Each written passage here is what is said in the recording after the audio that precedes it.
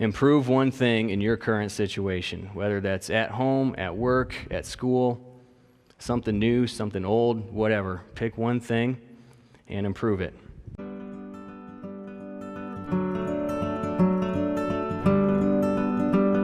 My name is Andre Argilius. I am a third-year biomedical engineer with a concentration in mechanical design, and I'm Vice President of Operations for the Quality of Life Plus Club here at Cal Poly.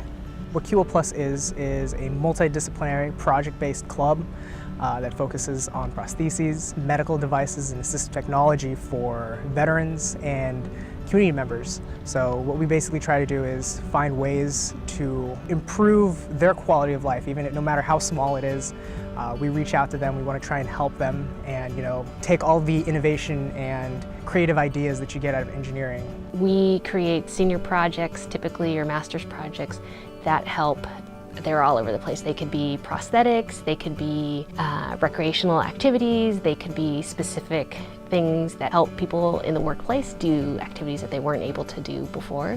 And so really the direct impact is to improve the quality of life for any of our veterans who have been wounded. The project team that I'm on, we met with Taylor Morris. I deployed to Afghanistan in the winter of 2012. About halfway through the deployment, I stepped on an IED, an explosive that was buried in the ground, a homemade device, and got hurt pretty bad. Lost parts of all 4 limbs. He has a lot of trouble in the mornings, just putting in all of his limbs, and we were connected through the program to find a way if we can find a solution for him. I went from being one of the most independent people out there to 100% dependent on another person. And that really took a toll. It was hard to do. I mean, imagine how often you use your arms and legs. It's how you interact with the entire world. And that was no longer an option for me. All these things that we take for granted, that someone can easily put on their prosthetic, kind of is just thrown out the door with Taylor. And so that in itself, from an engineering standpoint, is a huge challenge. How do you design things to help him in his everyday life? Especially, that's probably something that most of us can't really empathize with. Well, we never really experience. We can kind of understand what he's going through, but there's so many difficulties and so many things that Taylor's gone through that it's hard to really put ourselves in his place. There's a pen laying on the table. I can't get the fingers far enough around it to pick it up and then use it, and it makes for checking out at the grocery store or whatever. Just a slow and awkward situation. What makes him different is, number one, how driven he is.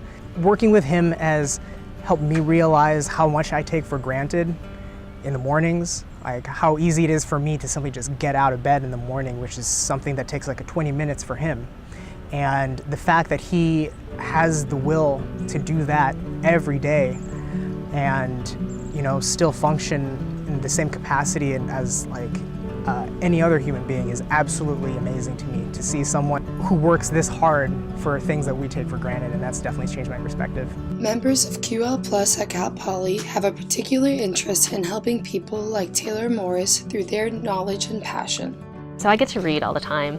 When students are placed on projects, they usually send out this intro letter introducing themselves to whoever the challenger is. And I get to read their stories. And it seems like for a lot of the students who are interested in the club, some of them are interested in prosthetics, but sort of uniformly, everyone wants to help veterans. And I think, some of them have personal stories, some of them have families who are first responders or in the military, and so they really want to take their engineering skills and give back to this community.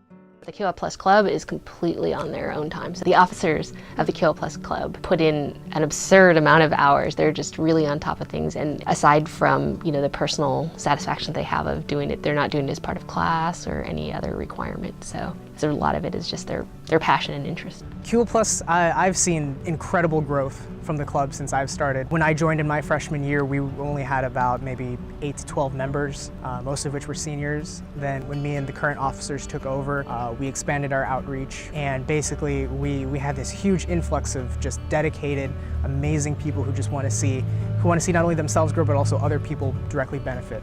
What you would need is just a commitment to helping other people and a drive to learn. That's exactly what we're looking for in here. Because if you have those two things, you can learn anything in any setting that we have. And as long as the challenger is the end goal, we'll find a way to help you and them benefit directly from it. I'm Barbara Levin, reporting to you from Cal Poly. Thank you for listening.